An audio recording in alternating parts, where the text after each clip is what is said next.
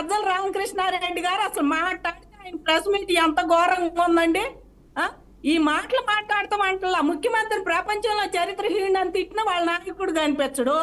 రైతులను పట్టుకొని వీళ్ళందరూ తిట్టిన మాటలు వాళ్ళకి కనపడవు. 5 ఏళ్ళు మమ్మల్ని ఏ రకంగా తిట్టిపోసారండి.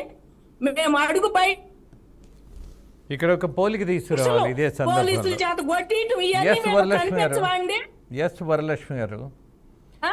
దరిదాపు 7 సంవత్సరాలు కన్నీళ్లతో వీళ్ళందరూ ఇట్లా గడిపారు. తిట్టినప్పుడు మమ్మల్ని పట్టుకొని అసలు పిచ్చి తిట్లండి. ఆయన రెడ్డి వరరవీంద్ర రెడ్డి అసలు పిచ్చి తిట్లు పిచ్చి కామెంట్లు పెడితే మేము కేసు పెడితే పక్కన పారేశాడు మా ఊరు డిఎస్పీ గారు. అప్పట్లో ఆ కేసు కాగితం పక్కన పడేశాడు. ఏం లేదులే అమ్మ ఊరుకోండి వెళ్ళండి అని చెప్పేసి. వీళ్ళకి ఇవన్నీ కనిపించవండి.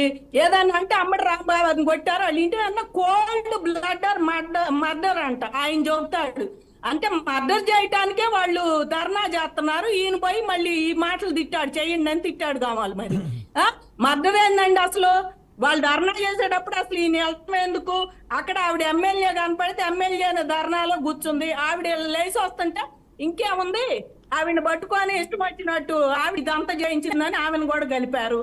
మీ ఇష్టం వచ్చినట్టు ఎవరు చేసినా మాట్లాడినా అండి.